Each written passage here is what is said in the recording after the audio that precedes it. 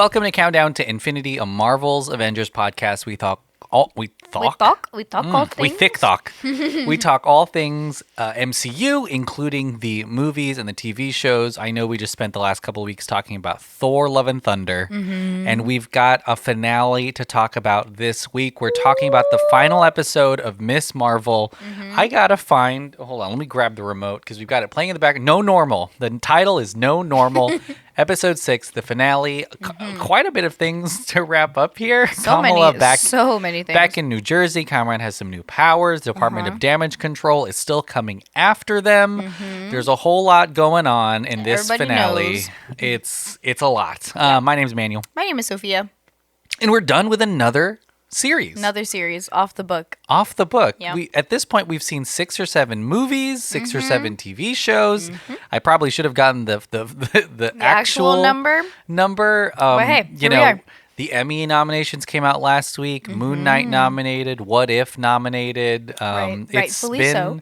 It's been quite a journey. Yeah. I will say, for the MCU. The world keeps getting bigger and bigger and bigger, and here we are, wrapping up another show. Right. A new superhero. Yes. Another origin. How do you feel? Do you think it's too much, or how do you feel about all of the MCU-ness? I mean, compared to what we have yet to go through and have yet to explore, no, I don't feel like it's enough. More.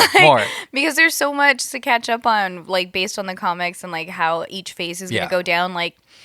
Y'all better hold on to your butts because it's going to be a lot. If you think this is a lot, man. We don't even. And you know what? We'll talk about this a little bit later on because there's a connection to this series. But this is before we get the Fox stuff, the X-Men. Right. Before we get Fantastic Four, some of the other big stuff. This is MCU expanding before that. And so it'll be even wilder. That's what I'm saying. After it for sure, but let's focus on Ms. Marvel. Oh, man. Honestly, I mean, spoiler alert for my thoughts, great show in general, you know? Ms. Marvel is such a fresh take on an origin story, on a kind of a newish superhero. Definitely appreciate a lot of the cultural, I would say, reflections in it, especially if you're Pakistani or Muslim. I'm sure you'd appreciate that a lot. But Sophia, what did you think about the final episode of Ms. Marvel?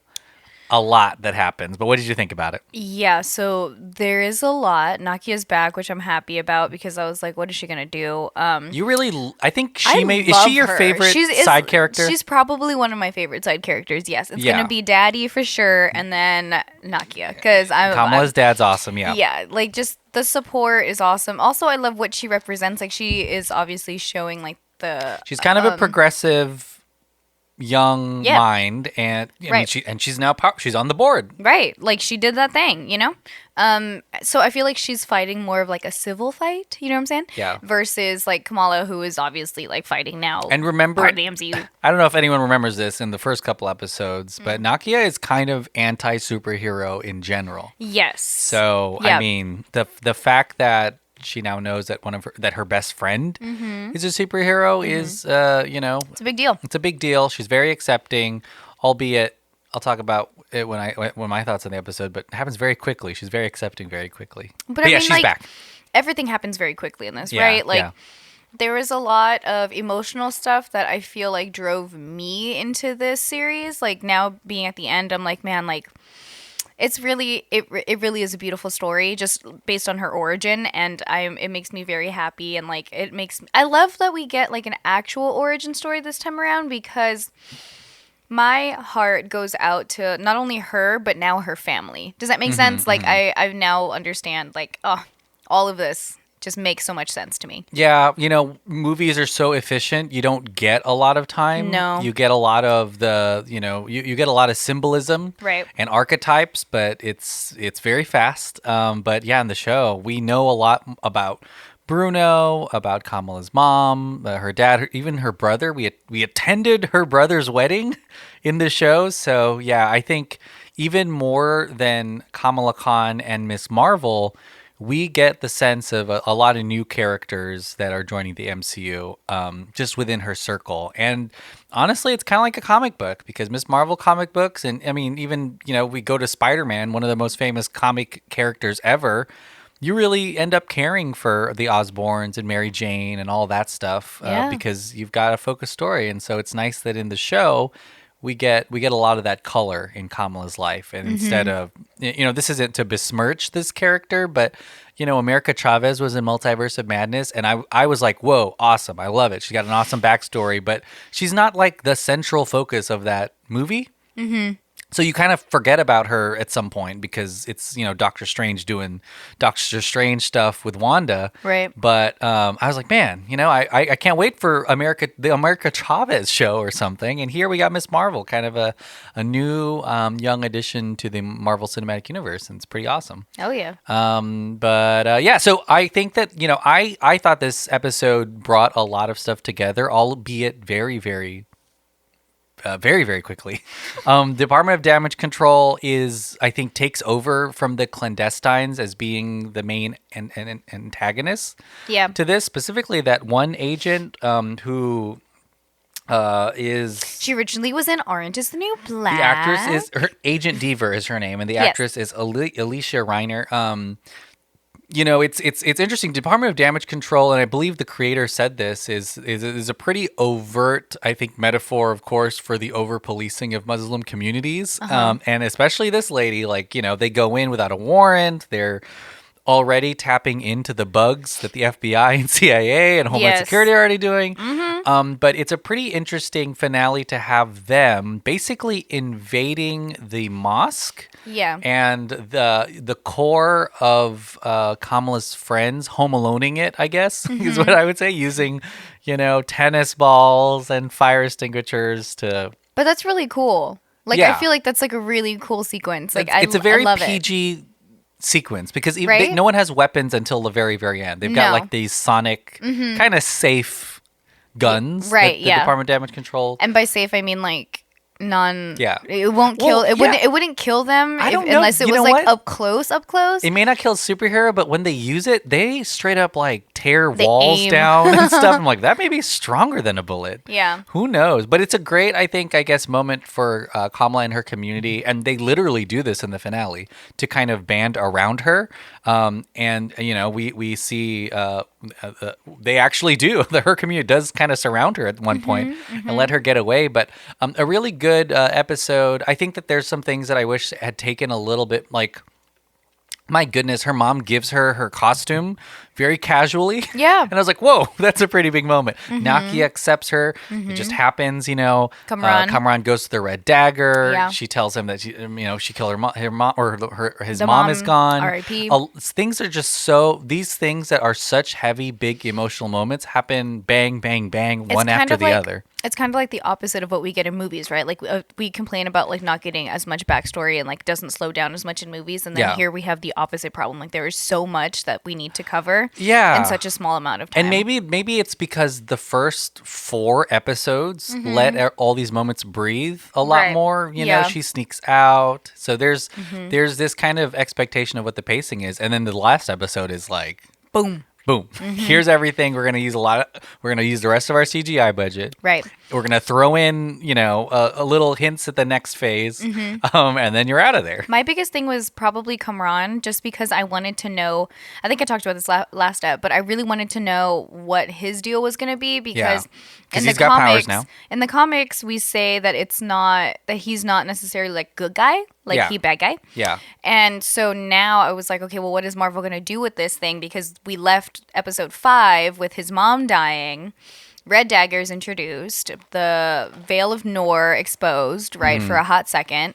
And then, all this stuff was happening. And so here we are in Pakistan, and then here we are back in New Jersey. And I'm like, okay, who's going to tell him? What's going to happen? All this, I thought he was going to go through this huge character thing. But then he only has 1 episode to do it. And so it didn't make sense. And the fact that the clandestines, if I'm not mistaken, are gone. Yeah, they are these poor. Gonzo, dude. They're obviously kind of evil, but they legit have survived hundreds and hundreds and hundreds of years, right? And they're gone in the second to last episodes and gone forever, as a catalyst for Kamran to get his powers too, and that's going to be, I think, a big driving force for Kamala moving forward. If there is a second season, I know she's in the Marvels, but Kamran having powers is going to be huge. And the fact that we get hints of him kind of going and, using them in kind of an unrefined, kind of pure anger way is going to be interesting to watch. I don't know if he did that because he did not have control of his powers yet, I think it's or a if little it of was that, just mostly emotionally driven. Like, my mom died. What? It was just he lost control. And then also bringing Korean back inside of this mix. So I was like, okay, so we're just gonna straight up call him. Like, he's a phone call away. Yeah. Also, what time is it in Pakistan? Like, why is he picking and up? And kind of on the soap opera side, they're both potential love interests for Kamala. Right. Like, and they so both is had chemistry. And so was and Bruno so is for a second. Like, Kamala's just getting all of it. I mean, it's just going to keep happening, I'm sure. But there's a moment where Bruno walks in on Kamran and Kamala holding hands with their hands in kind of this power thing. And they were about to kiss. They're about to kiss. Crazy. Like, it's just going to keep happening. And of course, Bruno and Kamran are friends now. Yeah. So they're very. He calls him Bruno now. He doesn't call him Brian. He remembered his name. That's very, very nice. I gotta say, there's I think that's one of the things that's really special about the show is there's a lot of emotional stuff tied up into it that makes it that's still super relevant. Another thing that doesn't make sense to me is Zoe. Like, why is she here? That is wild. Why? That is wild. Why is she here? The TikTok thing is interesting too. No. I guess a lot, and we talked about this before the pod, but there's a lot of people who aren't watching this show, and I think the number one thing that I'm, some of the things I think that people assume is that it's a show for kids, and I think it's not. But throwing Zoe and TikTok into it, I think that kind of makes it seem like it's skewed younger. But it's kind of wild that it literally. I don't understand TikTok. I don't use it. But do people do a TikTok that says everyone meet me at the park or something, or no? No, so that was more of an Insta Live. Okay, thank you. Like an Instagram Live type. I'm learning today. But for me, it's still, excuse my French, but it's fuck Zoe for life, bro. Like, she was so rude and so mean, and she was trying to get all this clout for everybody, saying oh my god, me and Nightlight are BFFs, and she saved me. And she might legit have no reason to be part of this. Oh my gosh! Other than having this huge she's become an ally though, huh? For sure. She even says that too at the end. She's like, I'm an ally, look. And she's there with Nakia, but whatevs. I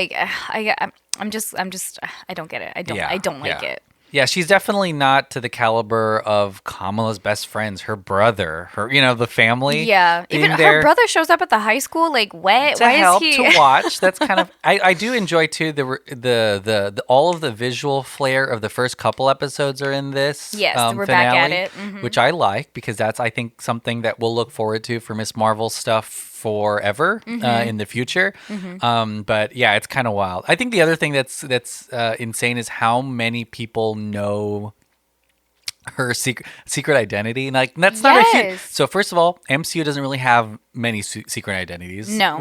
Spider-Man had to make everyone forget him to get to that level. Right. But everyone else is basically open book. Everyone knows who Natasha is. Yeah. Obviously, Iron Man came out in a really big way. But Kamala, I think, is headed in that direction because her mask is off all day long. All the time. I feel like in her community even. There's that scene where she tells her family, and her mom already told her family. One of those big emotional moments I think also happens very quickly. But so that the aunties are going to find out, and as soon as the aunties find out, it's all going to be out there. You know what I'm saying? That's just how they are. So it's kind of wild that I really don't think Kamala. It's not going to be as believable to say she's got a secret identity. Also, she only has one of those masks that just covers your eyes. Yeah, and it's off. She takes it off a lot. Watch this episode again. She takes it off on and off, but mostly off. Just to casually have convos, she takes it off. I'm like, oh, girl, you gotta. If she can't speak without taking it off. Yeah, but it's new to her, so I'm sure she'll figure it out. It'll be fine. Speaking of masks. I legit believe that this is one of the coolest costumes. I love the symbolism in the MCU. Of course, it's gorgeous. She's got the scarf that she collects. She's got the bangle, but her mom makes it. Yes. And it isn't exactly 100% what you see in the comic books, but it is kind of sleek and looks cool. I think they do something with that thunderbolt to make it look kind of like just a part of the costume. Yes, because great. This is maybe super nerdy, but a lot of times in comic book movies, they do something that's super comic accurate, but it doesn't it has no purpose other than it was in the comic book. So here it is. This is what it looks like. Yeah. But I like the way that this looks, and there is even a moment where she's sitting on, I think, on a light, with her scarf blowing in the wind, yes, and she's got her full. And I'm like, damn, this is pretty sick. Yeah. But I will say, I wish we had seen the mom making it or something too. Yeah, like other at than some just point. like here it is. Yes. But she said it was made in Pakistan, right? Like when she gave it to her, or like it was shipped over. To I gotta watch. You know what? I gotta watch. Maybe they have been making it. Like if we look in the background or something, maybe they've been sewing it together. Yeah, I mean, I don't little remember. Pieces of fabric are here and there. But as part of this origin, really sick to have that. Oh yeah, looks so cool for sure. And I mean, I think if we're gonna see her in the Marvels, but she might have a better costume than a lot of the other people in that Rambo and everything. But we'll have to see. What did you think about? Well, first of all, what did you think about Kamran and kind of his turn? I mean, we talked about it a little bit, but... Yeah, sorry. I just spoke about it a little bit, but I feel like I kind of wanted him to play out as, like, the bad guy, just because, like, I really don't understand how he could get over something like that so quickly. I mean, I know that we're crunched for time in this, but... I don't know. I feel like that would have been cooler than just having like the government being the people that are like, okay, we gotta stop them. Damage. You know what I mean? Like I feel like we've seen that before, so I would have liked to seen like another villain origin story because the clandestines just kind of like disappeared. Yeah, it's the clandestines ended up being kind of a red herring in a way, and almost just kind of a vehicle to show Kamala's backstory. Yeah, because she is a descendant of clandestines, right? Oh well, we have to talk about that. I mean, I know. Or is she? We're gonna get into. I had to look this up with an interview in Variety with the creator of the show, and just to make sure I knew what was happening. But the Department of Damage Control, specifically that agent that I guess kind of went rogue for a little bit. Yeah. Also, what is her hair? Sorry, I have to just mention that. I hate her hair. Yeah. Okay. I mean, Kamran, I can understand that Kamran, it was ultimately, I guess, maybe a long-term gray area villain for Ms.Marvel, because we don't know what that story is going to be like. We don't know if he is getting trained by the Red Draggers or something like that. Yeah, the cream. But it is pretty interesting. But yeah, there is a moment where he basically gets so angry that he just starts hurting people without knowing. Yeah, he puts innocent lives at stake there for a second, and he even Kamala throws needs things. to contain it. She makes the decision to like slam him down for a hot second too. So it's like, oh, is this where I thought that was going to be the moment of like change for him? I was like, oh man, it's going to happen. Like this is it, and then it didn't. So I was like, oh. So it's just like a roller coaster of emotions for me. Yeah. Like, he ended up getting out, but yeah, we don't know. We don't really know. It's like edging for a second. I was like, oh, is he? Oh, no, it's not going to happen. But it isn't, there is no clear, to your point, there is no clear, I guess, I don't want to say villain, but there isn't a single clear antagonist in this series. Yeah. I mean, clandestines, but again, up until a point, and then Department of Damage Control, and that agent up until a point. It's about her, though. It's about Ms.Marvel, though. Yeah, and her evolution and all that stuff. But yeah, this was a big action-packed episode. Well, let's talk about the mutant thing. Okay. Sorry. We're moving just as fast as this episode. Look, we're watching on the background. She takes her mask off again. Okay. She doesn't need to. Yeah. She just does it. It's kind of wild. There is there's a couple of things that needed to be explained, and from the interview I read, one of the main things was she's a descendant of a clandestine. Okay. But it's not like her mom or her grandma has powers. It was her great grandma. Or yeah, that's what I'm saying. Like her great grandma was a clandestine, but no one else has powers except for her. Yeah. And they were trying, and again, like the bangle itself didn't give powers to anyone. Yeah, because it had it. It specifically was only Kamala. Mm-hmm. And so they had this conversation about this mutation in her by Bruno. Bruno's the one that brings it up, and basically everyone's freaking out because he doesn't even say the word mutant. Okay, He says just mutation. says there's a mutation. And everyone says this is the introduction of mutants in the MCU. And to their credit, Marvel also plays a little bit of the X-Men theme song from I think the series that they're producing, the animated series. I think that they announced is coming out. But in case it wasn't on the nose already, I know, very on the nose. With the word mutant. What did you think about that? It's kind of a backdoor way to introduce this giant catalog of mutants. Well, we've already gotten a glimpse, right? Mm-hmm. Like in what was it? Was it Multiverse of Madness? Yeah, I guess yes. Yeah. Like we already saw Professor X. So it's like, yeah, it's gonna happen. I think we saw John Krasinski up in there. You know what I'm saying? Like Fantastic Four was introduced back then too. Like it's we know it's gonna happen. Yeah. And I was surprised to even see it in this. I didn't think that they were gonna like mention it, not necessarily introduce it, because for me it's already been done. It's introduced. It's in my mind already. You know what I'm saying? Like having this already in the space of Multiverse of Madness, like I'm like, okay, yeah, like bring it on. I'm ready for it. Yeah. So seeing it in the series was like, oh, okay, yeah, no, it's for sure happening. But I wasn't necessarily as shocked as everybody else was. I was just like, oh, okay, cool. Like that explains a lot to me. Like it made sense. But aside from that, I was kind of like, I don't know if I would necessarily like come back to her and like tie her with the X-Men and all the mutants and all that jazz, because I can't really see that. I see her more as like like an outer spacey type mutant. You know what I'm saying? Captain Marvel, like Captain Marvel type, yeah. Yeah, like that makes more sense to me than it being her DNA, like genetics. You know what I mean? And to the credit of the creator of the show, she did say that this wasn't necessarily something that she came up with. This is a Marvel thing. This is definitely a Kevin Feige controlling something that will come out later. Thing. And I think what most people, I mean, we've definitely seen mutants before. I think what everyone's trying to figure out is what does that look like in the MCU? Yeah. Especially since it doesn't, not everything follows the comic books so far anyways. Like Kamala Khan here has a bangle. Right. But I think that's kind of the thing that's going to move her away from because she may not need the bangle all the time. If she's a mutant. It also seems like her powers, I mean, she's in the comic book, she's able to make her hands bigger. It kind of looks a little freaky, kind of like Mr. Fantastic. Yeah. But in this world, she's like harnessing a power of sorts to make her hand bigger. It's like a force field hand or something like that. So I don't know. Like it is interesting. It's not necessarily her actual hand. Yeah. It's like it's more. She even like gets big and tall in this. Formed. Remember, she like walks around. So I think the introduction of mutants is super interesting. I don't know how that differentiates from the rest of the superheroes on this world. Yeah, or that's what I'm saying. Like I imagine makes a difference at all, or just a title. Like it would have made more sense for me if Bruce Banner was introducing the. I mean, I know like we're way past that, but like because his actual genetic makeup or like whatever he did to himself, you know what I'm saying? Like it has to do with his DNA.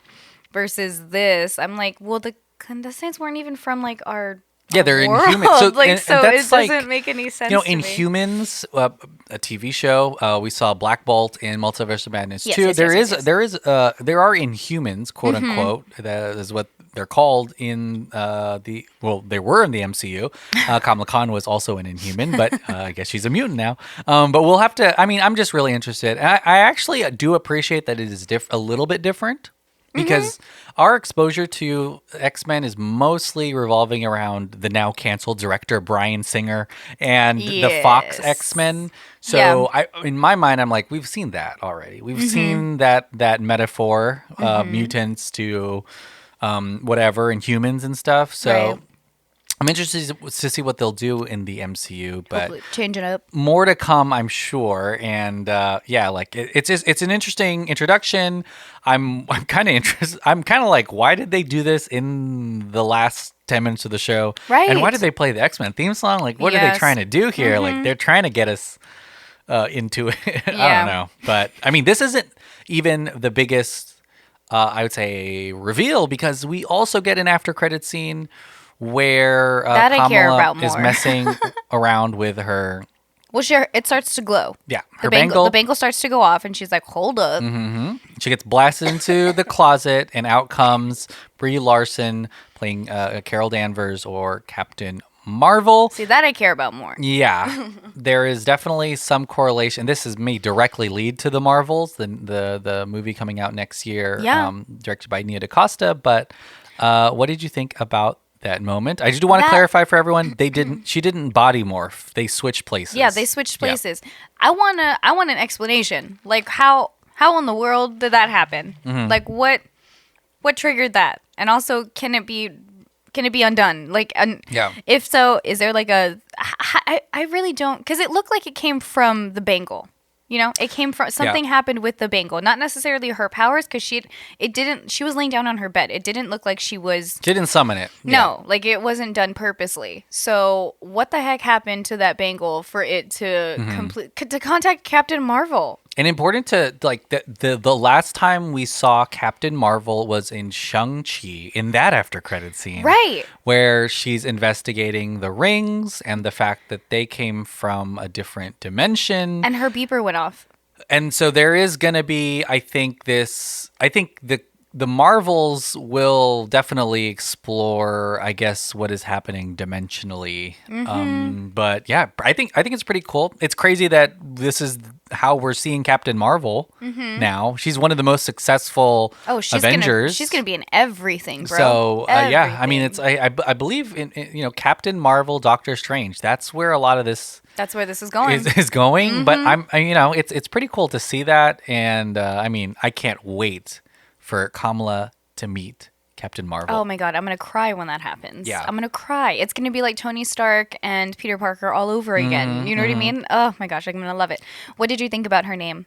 Yeah, I was going to bring that up. One of the coolest parts of this, I think, was the conversation on the roof with her dad. Sobbing. When they uncovered that her name means marvelous. And so it's like a natural name for her. They're trying to figure out a replacement name. So now she's Ms. Marvel. Yes. I thought that was really cool. Honestly, you know, her dad is a fantastic part of the story. God, he's so great. Such a supportive dad. Such a supportive dad. You know, be my dad. Yeah. Always says the best things. Super deject. I think the saddest thing still is when he's dressed as like the Hulk for AvengerCon and she tells him not to go. Golly. But yeah, I thought it was a really cool moment. And yeah, I mean, I always appreciate a good name. Creation. Yeah. Like it that makes all this. And I was wondering too, like when that was going to happen, because this whole time she was being addressed as Nightlight, you know, and I was like, Nightlight, how do they go from Nightlight to Ms. Marvel? Like that doesn't make sense. And it was just, and then also for her to be like, oh my gosh, you're telling me like I have my name means the same as Carol freaking Danvers. Like I was like, oh, it's so perfect. I loved it. I was crying the whole time. It was just all coming together for me and for her. But let's talk about the series in general. So we've watched all 6 episodes. Where would you rank this? Let's not go into rankings too much without like. At this point, I need a list because we're talking about over 30-something stuff. But what did you think about Ms. Marvel overall? If I have to rank it, no, I'm just kidding. No, I loved it. It felt way more. I mean, even though these past 3 eps were kind of rushed. You know what? All is forgiven, Marvel. Like, I am totally okay with it. I feel like it was more of a origin story that I needed in my life versus, I mean, at first I did miss a little bit of the action because it did feel kind of slow. But once I got the action, I was like, oh my gosh, like, okay, this makes so much more sense. Like, now I understand why we were going slow at first. And I think that it's literally something that can be watched over and over again. I'm probably going to restart it here in a little bit. And it would make everybody happy. Not necessarily like little kids, whatever. Like even if you haven't watched much of the MCU, I feel like this would still be totally fine to be okay. Like super fun and accessible, definitely. And I love the art behind it, like just how original it is, and like all the little pop-ups and her imagination that introduces the whole series. Like I love that. Like it honestly, like, she reminds me a lot of my sister, like my own. I have an 18-year-old sister, and she talks like Kamala, and she acts like her, and it's so cute to see like that generation having their own little superhero. But yeah, I think it's so great, so great. Yeah, well, I think overall one of the best MCU TV shows, and I'll be super specific. The first 2 or 3 episodes may be some of the best MCU stuff visually that we've seen in a long time. Yeah. I like how important this is culturally. Yes. I think that, having a story centered around the partition, having Kamala go back to Pakistan, all of this is really rich and textured, and I really enjoyed it. There is a lot of comic book stuff in this. I mean, the clandestines are in this. We just talked about mutants and stuff like that, and I sometimes worry that it's too much stuff. But I think that having Kamala and her family and her community really being kind of the driving force to the story helps out a lot. In fact, I kind of like that stuff more than the comic book stuff, which is kind of wild. So, I mean, it's, I guess it's all about proportions at some point when it's the MCU. How much character stuff, human stuff do you want to do? And then how much really big superhero stuff, you want to put in this? And there's plenty of both in the series. I'm really excited for the powers that Ms. Marvel has. I mean, we already saw her time travel, and she just switched places with Captain Marvel. So we're just like getting the glimpses of this. Tiny glimpse. But I mean, overall, visually, it was fantastic. Yeah. Super unique, and I really love when Marvel stuff has a kind of a specific voice that fits with that character. Yeah. And it becomes less like, oh, all the Marvel stuff looks the same. Yeah, I mean, I think that one of the things though that I'll say is after this show, I really do hope that Marvel figures out what they want to focus on with her. Not just with her, just in overall. In general, yeah. Because you can't give us Ms. Marvel, which was really great, and then want us to completely forget about it because here's another thing that's totally different. And well, I think that's why they're coming out with the Marvels, Yeah, and that's coming out next year. Together. So we'll see a lot more of Kamala Khan. But I was really impressed with the series, and I'm glad that it's it's the number one I think like highest rated MCU thing on Rotten Tomatoes, so that's great. I think people like the quality of the show. Yeah, the story behind it is just amazing. At least, and so we'll have to see what happens if they get a season 2. But we're for sure, like you said, the Marvels is coming out, so we're gonna get more Kamala Khan. Which one was your favorite episode, do you think, of the series? I really like the first couple. Really? Yeah, I just think they were really solid, and I think that the style, it felt really fresh. It felt like it was going to be about Kamala trying to manage her life, and then after those last couple, then it becomes like pretty heavily clandestine stuff, which is cool. And then this finale was like a return back to the first couple episodes almost, but yeah, I really liked the first couple episodes, especially since we got to meet her family for the first time. And it wasn't so focused on her having, all these crazy superpowers and stuff. But what did you have a favorite moment? Then my favorite episode was episode 5. And because we get to see the the great grandmother, and we get to go back to the partition and like understand like the origin of the origin story. Does that make sense? Like we get to see the whole thing, and I love that she was actually the stars that led her back to her father, and right before the train took off, and I was like, God, like that, I was crying. It's the most meaningful episode Ridiculous for Kamala. Amounts. Yeah, for sure. Yes, it was so emotional, and I was like, oh my gosh, like now it was beautiful for me. Yeah. And then second favorite moment was definitely right here on the rooftop. I mean, that was solid. But I'm just a sucker for emotion and like solid dad moment. And family. Like it pull out my heartstrings. Yeah, I think that there's so many great characters in this that aren't superheroes, great human characters in the show in general. So it's nice and to have kind of the ones you can focus on and still look forward to, because to be honest, if they don't give us a second season, I'd be really upset, because Bruno's going to Caltech. Yeah. Nakia is, making some big changes at the Moss. Yep. Kamran is learning from Red Dagger. Like there's so many loose ends here that I think that there's still plenty to look forward to. Oh, yes. And Kamala's young. Like she's still got a whole lot going on. She's barely graduating high school. Yeah. Like what? So I think we're both looking forward to more of her. But Well, I mean, let us know what you thought about Ms. Marvel. the series and I guess the finale in a way. Yeah. Let's know what you think about mutants. I mean, how this ties everything together for you. Now that we're talking mutants, we know there's a lot of stuff changing in the MCU. Oh, yeah. And so just as before we go to plugs, we've got She-Hulk is the next thing that we'll be talking about. That'll come out in like 3 weeks. So it's not too far off. That one is kind of, it'll be interesting. It's a courtroom comedy. Tatiana Maslany. You get Mark Ruffalo's back. Very interesting to see. If I'm not mistaken, it may not even be an origin that much. I don't think she's already She-Hulk when we meet her, which is going to be interesting. But Jessica Jones is in it. She's from the Netflix show, so there's a lot of Netflix tie-ins happening. But that'll be exciting. But before then, we're going to be back next week and every week because I can't. Our mind's about to be blown because for the first time in years, Marvel Studios is going back to San Diego Comic-Con. For a while they've been doing D23, Disney shareholder, all that stuff, but they are going to be in Hall H, the big hall, and I was looking at a list, and it may not be real, of stuff that they're announcing, but they may be talking Fantastic Four, Blade. You may get little glimpses of Black Panther. There's a lot that can come out of Hall H this year from Marvel, so we'll be talking about all that stuff soon, as well as I think we're going to do an episode on like the direction of Marvel and stuff. So stay tuned because we've got a lot of stuff, even though there aren't new shows. We got a lot to cover though, people. Coming out, but we've come to the end of this episode. Sophia, what do you have to plug? Just the same old stuff. Thank you so much for listening to us and our opinions and everything we have to say about everything Marvel.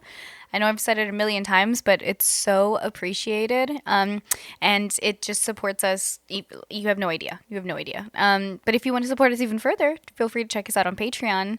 Everything's going to be at patreon.com/delphinpod, DELFINPOD. And so you can check out some more of the things that we have on our network, a lot of other shows, a lot of other topics. Feel free to go browse as you please.